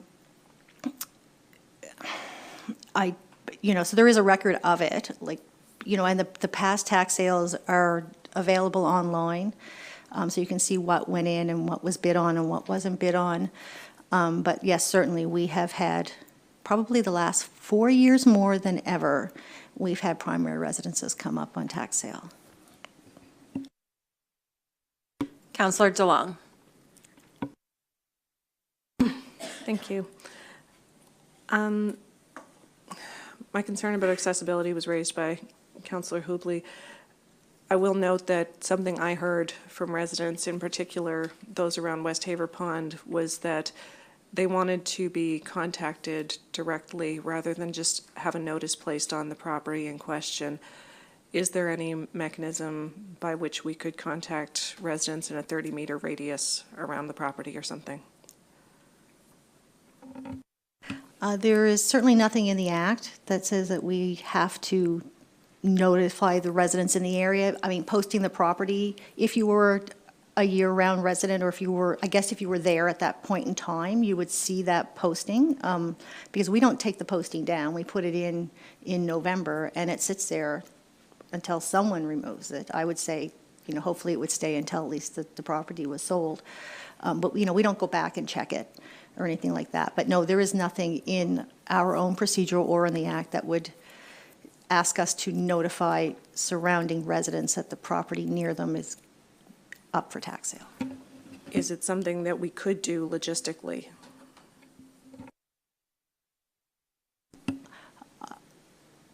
We could take that back and look at it, certainly, Councillor DeLong. It would take more resources, that's for sure, for each property to be identify all the property owners around it, because those owners wouldn't have an interest in the property, but certainly they would be interested if a property in their area was selling. And so we might have to look at how many properties around in a policy like that. Yeah, I appreciate that. Thank you. Councillor Burns. Good morning. Thank you for answering all our questions. Mine may be a two-part, depending on how this goes. The first bit is, so when a property goes for tax sale, we're really just, correct me if I'm wrong, please, we're really just recouping the taxes that are owed. So if there's $3,000 in taxes and someone bids $20,000 and they get it, the remainder, I think, is held in trust and returned to the person who owns the land. Please. I'll come back with part No, two. certainly. I didn't mean to interrupt No, you, but that's no, good. you are correct. So we have what we call a tax sale surplus account. Yes. And we do have to hold the funds in trust for 20 years. Yes. But the only way that the funds are returned is if the property owner makes application to the Supreme Court of Nova Scotia to get those funds. Understand, okay. Thank you. And in part two of that question, the reason I asked was, we're looking at changing the process here. So is there a world in which moving to a tender process would result in less funds going into that trust account regardless of whether they're applied for? So in theory, is the excitement of the auction process driving up the prices such that if there were surplus funds for someone who had the property sold at tax sale, that they would be able to get more funds back through that process than they would through the tender process were happening? And I know that that's probably not a hard number you have, so it's more just like a gut feeling is all I'm looking for. Yes, thank you for the question, Councillor Burns. It's funny because I've had experience with both, but if a property is something somebody wants, they're certainly prepared to pay for it. We had 2 islands in the past 4 years that were sold in tax sale by tender, where bids were, I think, if I recall, $300,000 and $400,000. Like, so they were hundreds of thousands over what was owing on the property. So it was somebody ensuring that they got it. So they were prepared to pay a market price for that property. So I'm not sure if an auction would bring you more funds for the taxpayer or not. Also and I was just thinking about this now, in a previous role in another municipality where I had a property that was coming up for tax sale, and the property owner said, listen, I'm going to sell it. Can you give me a year? And council entertained that, and so that gave that property owner the opportunity to sell it on their own without having to go through this. So there is some leeway that council can have if there was a real hardship to a property owner.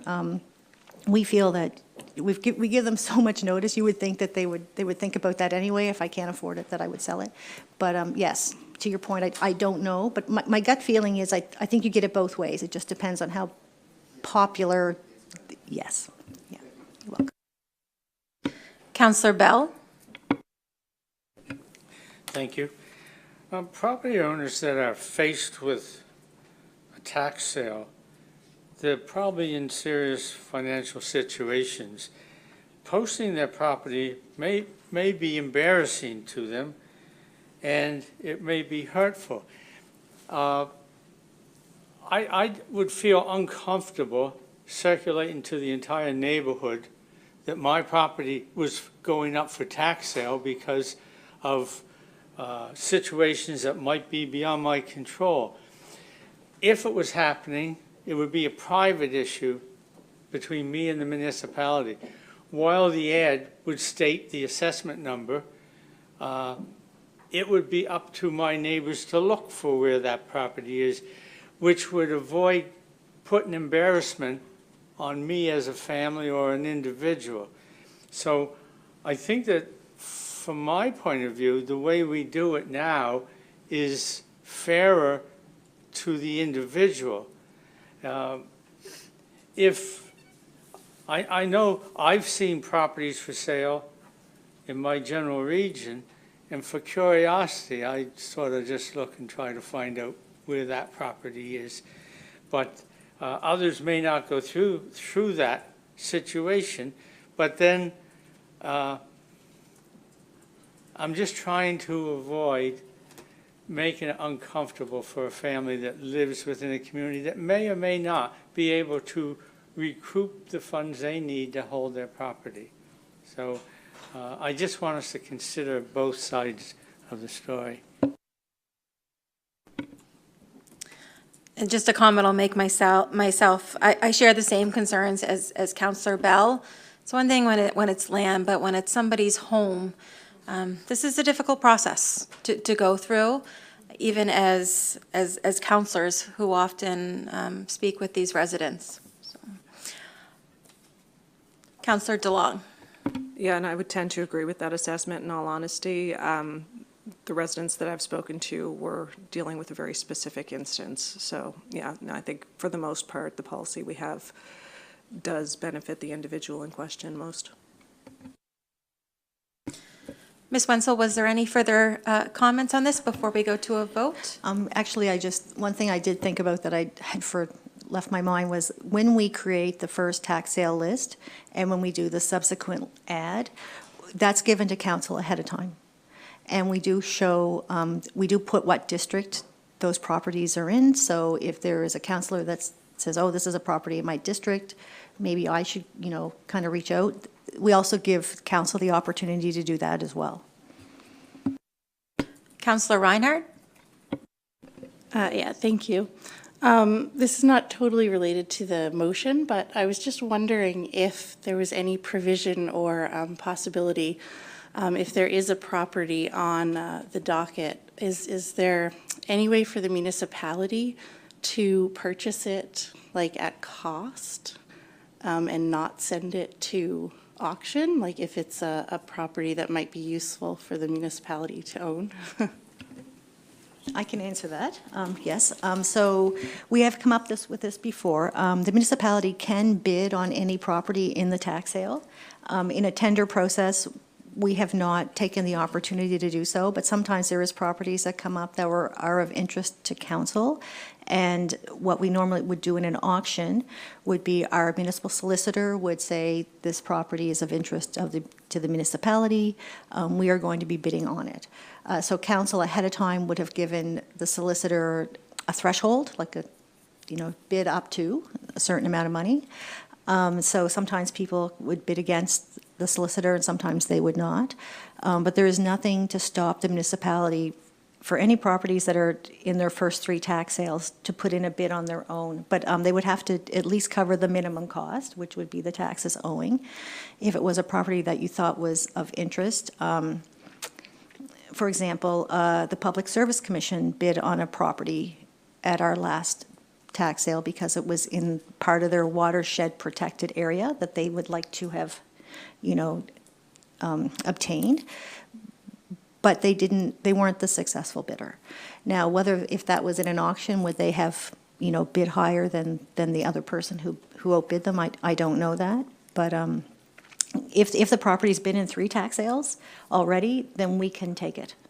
Because we don't have any, there's no remedy in the act to say that you have to do anything else. Like, once you've put it in 3 tax sales, you've given enough notice, by then you've got 3 title searches attached to it and costs for 3 ads and all those things. So there's all kinds of extra expenses on the account.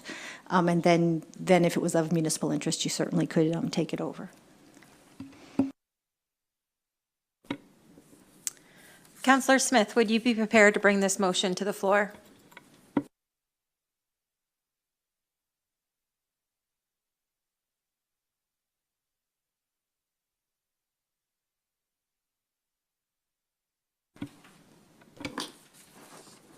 To the chair and members of the Policy and Strategy Committee, I move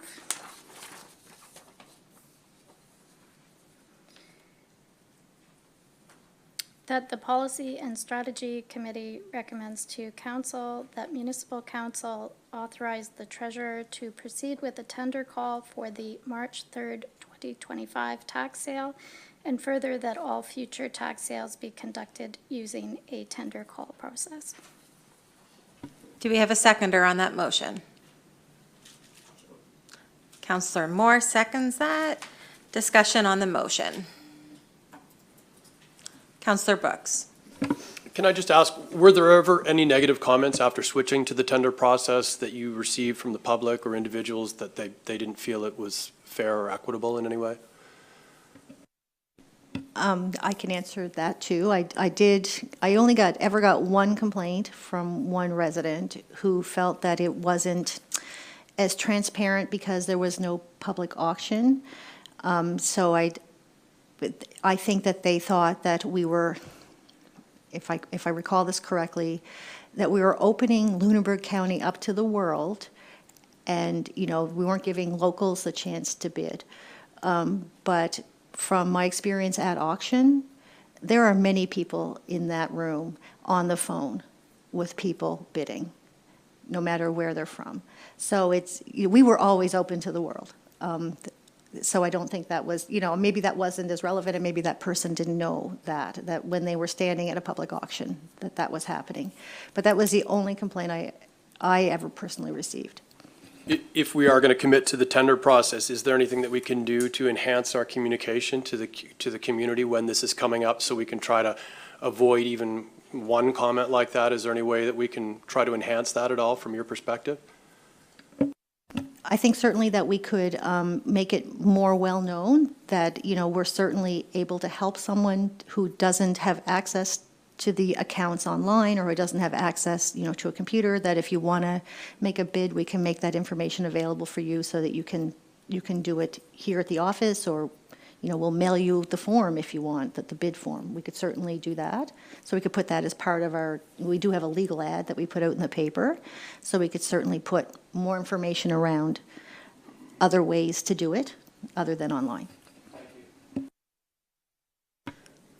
Any further discussion? Councillor Oikle. Would we need direction for that suggestion that Elena just gave us? No, that's an operational item. Elena can easily take care of expanding the explanation of how the process works and options that residents have. Any additional discussion?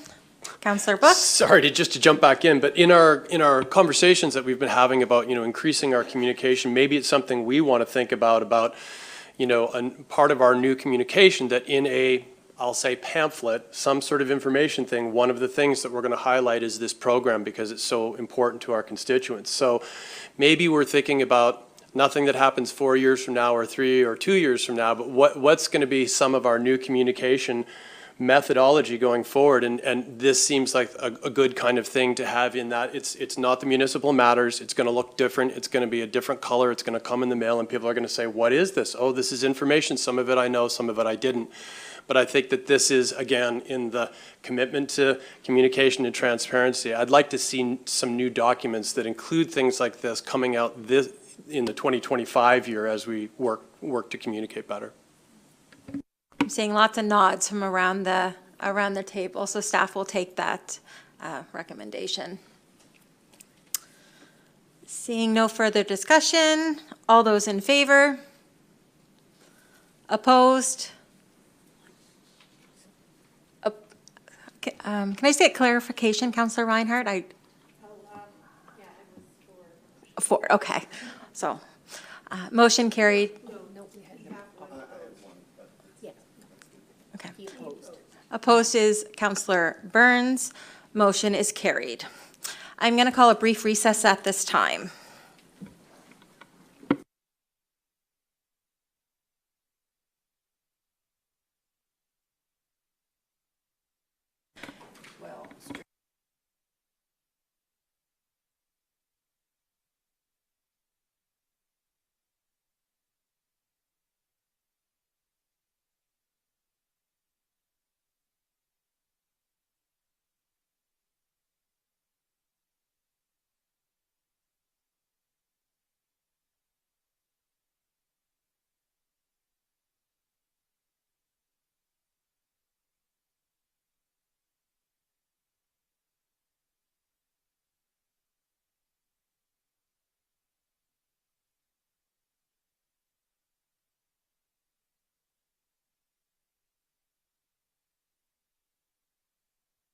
Be aware that no microphones. Just no microphones.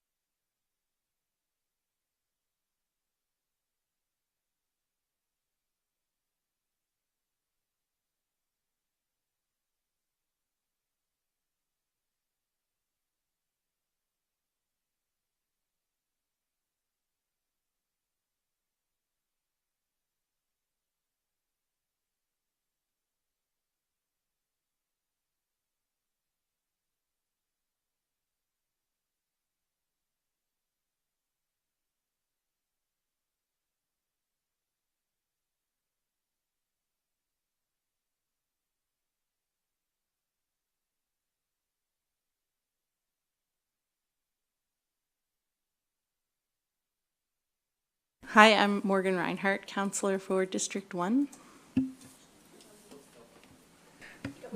Martin Bell, I think we've met. And your dad was Bill? Yes. So he.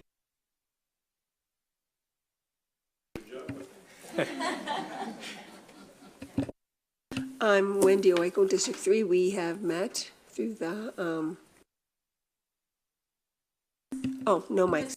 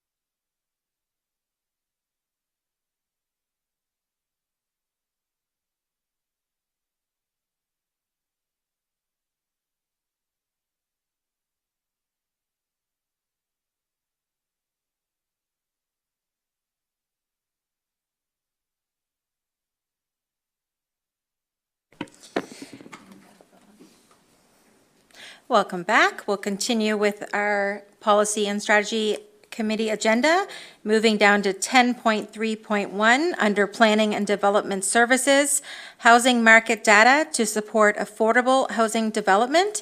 And we have Reed Shepherd, Deputy Director of Planning and Development Services. Welcome, Reed.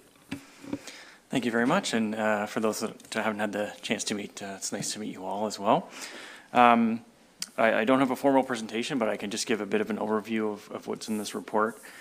To kind of in summary, it's basically a recommendation that to go to council that council direct staff to prepare an RFP that would ultimately hire a consultant to collect some additional housing market information And that is, which is needed, and there's an urgency to that as well, which would then support both the private and nonprofit sectors locally, specifically to providing affordable housing. And so what the report outlines is there are real challenges when it comes to data collection in rural communities, and that is causing real problems when it comes to funding from government agencies.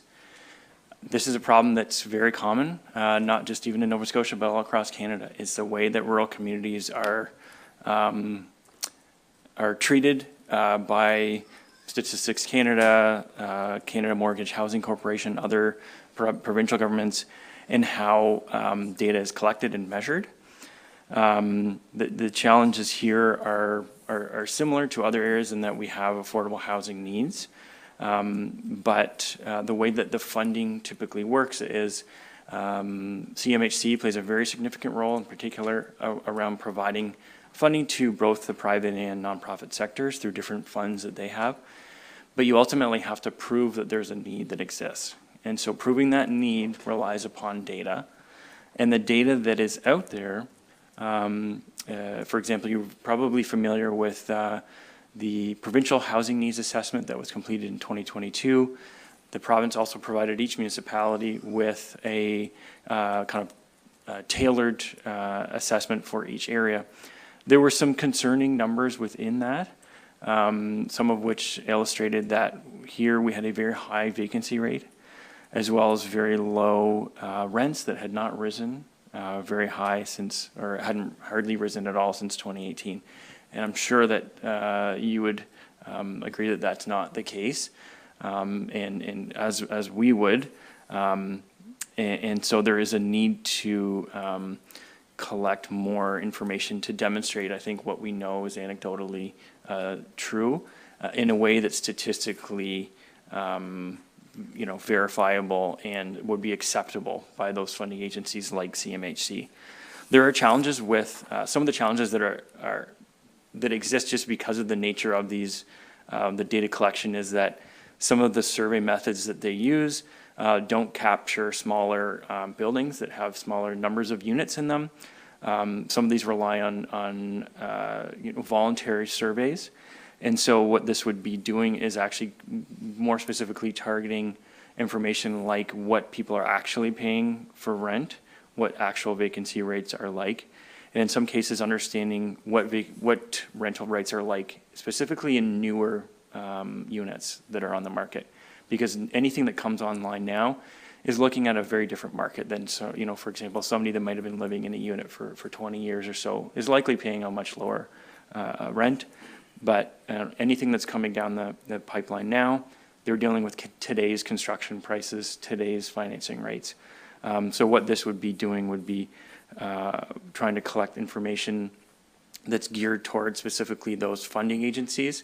And so we would be wanting to work with CMHC, who we have consulted already on this, as well as anyone else in that sector to really specifically target the information that we need. And so the urgency behind this is that we are aware of one project in particular that was denied funding. The lack of data or the misleading data that does exist was cited as one of the reasons for the denial. There are other options for projects like that, but one of CMHC's biggest programs is their apartment construction loan program. What that does is provide favorable financing in return for a certain level of affordability for some of the units that are provided. On the other hand, there are nonprofit sector actors who are also looking at accessing funding, and what the numbers that are telling CMHC are that we have very low rental rates here, we have a high vacancy rate, and so therefore they're saying, well, you need to be even lower than that because you need to be providing 30% below or some other metric of affordability, when in reality the rates are much higher. So it's actually impacting their ability to finance projects as well. So there are a number of different issues that have come up as a result of this lack of data. I attended the Affordable Housing Summit yesterday in Halifax, which was a lot of non-for-profits, government agencies. This is I heard the same message from lots of people across the province, particularly in rural areas, that data is a real problem. And I have a call with some counterparts from other small municipalities later this week. They are really interested in this idea because other people are wanting to do similar work. So I can say pretty confidently that we're going to hear more about this from other parts of the province. But there is a need to act relatively quickly on this because there are projects that are affected by this lack of data. So there's certainly other work to be done on the affordable housing area.